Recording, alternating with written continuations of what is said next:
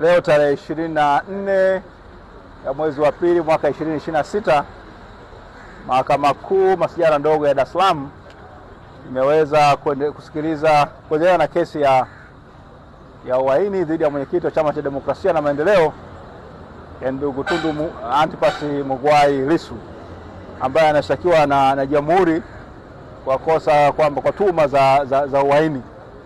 Leo ilikuwa ni siku ambayo ni uamuzi wa pingamizi ambalo mwenyekiti alikuwa ameweka juu ya ile notice ya serikali ya kutaka kuleta ushahidi wa ziada katika kesi yao kwa yule shahidi wao ACP Amini Mahamba.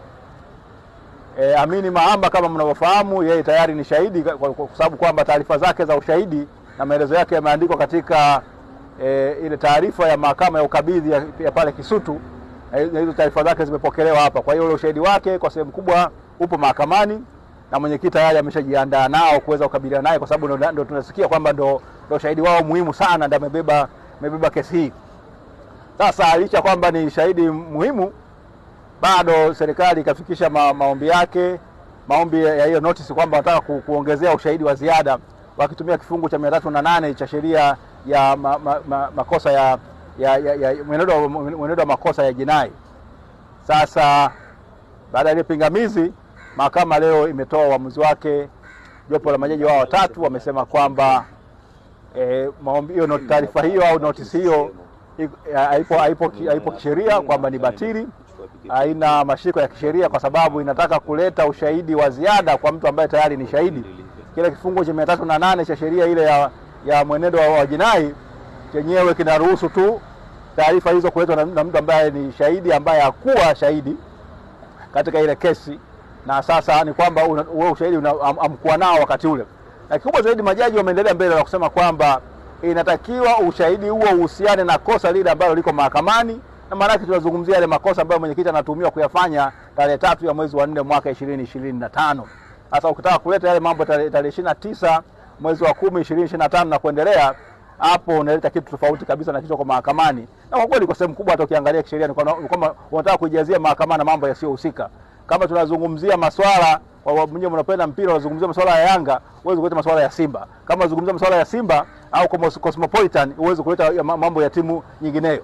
Sasa hoja ya msingi ni kwamba mwenyekiti anatuhumiwa kwa makosa ya uhaini kutokana na kauli yake tarehe 3 mwezi wa 4 mwaka 2025. Uweze kuleta mambo ya matukio tarehe 29 mwezi wa 10 na kuendelea kwamba watu wameuawa. Kwa hiyo ikawa ni kwamba mahakama imekataa. Sasa baada ya hapo, upande wa mashtaka wakapiga sarakasi kidogo, wakawandaani walipigwa na ngumi ilikuwa ni nzito. Sasa wakaamua kusema kwamba wanaomba muda dakika 50, saa moja kwenda kujipanga, na kwa sababu imevuruga kidogo utaratibu wao wa ushahidi na kuwasilisha ushahidi wao. Wakasema wanaomba wakajipange ili waweze kumwandaa shahidi wao, lakini kumbe walikuwa na lao jambo. Mahakama mwisho wa siku akasema kwamba tusibishane sana, tutoe dakika 50, turudi saa 5 asubuhi. Ile asubuhi kuendelea na kesi. Tumekaa mpaka saa 9 nadhani. Sisi sasa hizi ngapi? Tumekaa kwa muda saa 8 na kitu ndio tumerudi mahakamani. Kumbe serikali kuja sasa, wamekuja na kitu kipya kabisa. Wamekuja na notes of motion, maombi kama maombi ya pembeni kwa mahakama ya rufaa, kwamba hawajaridhika na ule uamuzi au mwenendo wa jinsi ambavyo ile pingamizi imeendeshwa na mahakama kupitia ule uamuzi wa leo. Kwa hiyo wamesema kwamba wanakwenda mahakama ya rufaa, wakitaka mahakama ya rufaa itumie mamlaka yake ya mapitio iweze kufanya nini, kupitia ule mwenendo au ule uamuzi ambao umefanywa na mahakama hii. Hiyo inamaanisha nini? Kesi lazima isimame. Hapa imesimama kwa sababu wanasema shahidi wao ule wa msingi huyo bwana ACP Mahamba ndiye ambaye sasa maana yake amekumbwa vibaya sana na huo uamuzi. Kwa hiyo wanaamua kukatia au kuomba mahakama ya rufaa ipitie tena huo uamuzi na ule mwenendo mzima wa jinsi ambavyo kesi ilivyokwenda. Kwa kweli mwenyekiti hakufurahishwa na hilo.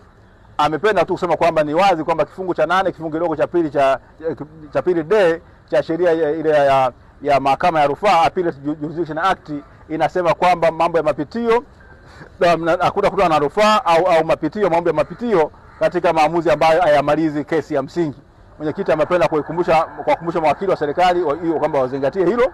Kwa hiyo wao na akasema basi mahakama inakuwa imefanya nini, imefungwa basi hatuna ujanja. Lakini nafahamu kwamba kuna uamuzi mmoja wa kesi ya Peter Madereka ambao nadhani huenda ndio serikali wanautumia, ambao unasema kwamba mnaruhusiwa kwenda kufanya mambo ya mapitio kwa kupitia kama unapinga mwenendo.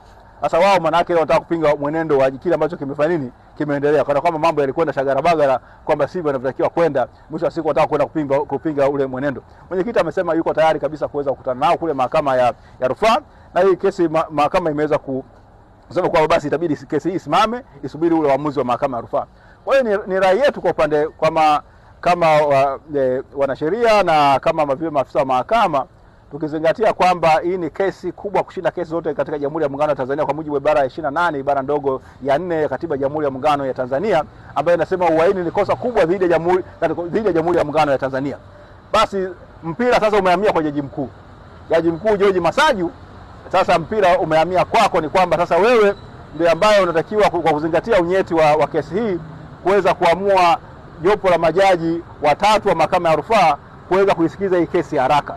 Ni wito wetu kwamba hii isiingie kule kama ni mtindo wa kwenda kupaki kesi mahakamani kule mahakama ya rufaa, kwa sababu mtindo mara nyingi mawakili ambao wanafanya ukiona umezidiwa hata katika yale maombi ambayo yana hali ngumu, unaweza kuipaki kwenye mahakama ya rufaa kwamba ikae huko na wewe uchoke uozee huko. Sasa mtuhumiwa kama ambavyo amesema, sasa mshtakiwa, mwenyekiti amesema kwamba yeye yuko gerezani, maana yake anaendelea kuumia.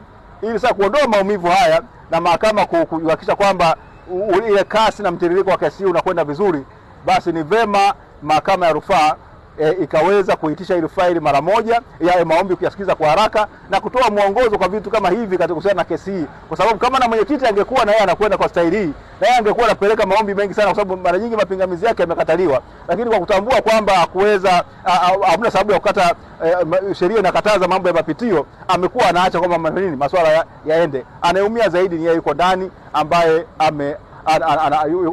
yuko mahabusu, hana dhamana. Kwa hiyo ambaye anaumia ni yeye zaidi kushinda wale ambao wanamshtaki, ambao wao wanafanikiwa kulala vizuri kabisa kwenye vitanda vyao kila uchao. Sasa ni vema kwamba mahakama ya rufaa, Jaji Mkuu, tunakurai na kukusii kwamba kutokana na umuhimu na unyeti wa kesi hii, na kwa sababu ndio kesi kubwa kushinda zote katika Jamhuri ya Muungano ya Tanzania hivi sasa ambayo inaendelea katika mahakama zetu, basi kesi hii iweze, kwa sababu mpira umehamia katika mahakama ya rufaa, mahakama ya rufaa ichukue jukumu la haraka kabisa na mamlaka haya anayo Jaji Mkuu kuweza kuipangia majaji wanaohusika, na mwisho wa siku uamuzi utolewe haraka. Kuna kesi kule Shinyanga ilichukua tu wiki moja ikaweza kupangiwa majaji, tunatumai kwamba hata hii inaweza kupangiwa ndani ya wiki moja ikaweza kusikizwa na mahakama ya rufaa ikatoa uamuzi. Mwisho wa siku mtiririko wa kesi hii usiweze kufanya nini, kupotea, kwa sababu vile heshima na taswira ya nchi yetu iko mahakamani. Kwa hiyo all of us nchi yetu inashtakika katika hukumu ya katika mahakama, katika jukwaa la kimataifa. Basi ni vema kwamba mahakama isikubali kutumika au kuonekana kama sehemu ya kuhamisha kesi kama hii, bali iendelee hadi mamlaka ya Jaji Mkuu aweze kuyatumia kwa haraka zaidi na kupanga ile jopo la majaji watatu. Tunafahamu kulikuwa na sessions mbalimbali ambazo zinaendelea katika mahakama mbalimbali hapa za mahakama ya rufaa sehemu mbalimbali. Wale majaji au ile mikutano au vile vikao vinakaribia kuisha, ni rahisi kuweza kupata hao majaji watatu na kuweza kuitolea uamuzi. Sasa baada ya hayo ni kwamba kesi hii imeahirishwa kwa misingio. Kikubwa zaidi ambacho ningependa ni kwamba nikuwashukuru sana wote ambao wamekuwa wamejitokeza kuhudhuria hii kesi kwa moyo wa upendo na mshikamano mkubwa ambao wameweza kuonyesha, wanachama, wafuasi na wapenzi wa Chama cha Demokrasia na Maendeleo, vile vile na mtu ambao wanaipenda nchi yetu ya Tanzania, kwamba tuweze kukaa katika mfumo mzuri wa haki. Mmekuwa mnahudhuria kila siku na mmeweza kuona, lakini ambacho kwa kweli hakikufurahisha ni kile kitendo cha sisi kuachwa mahakamani kwa muda karibu wa hizo saa 3, wakati kesi ilikuwa ianze saa 5, mwisho wa siku ndio kuanza saa 8 na kitu. Imeleta taswira mbaya sana. Nadhani sijajua vitu gani vimeandikwa katika mitandao ya kijamii, lakini kwa kweli vimetia doa kubwa sana.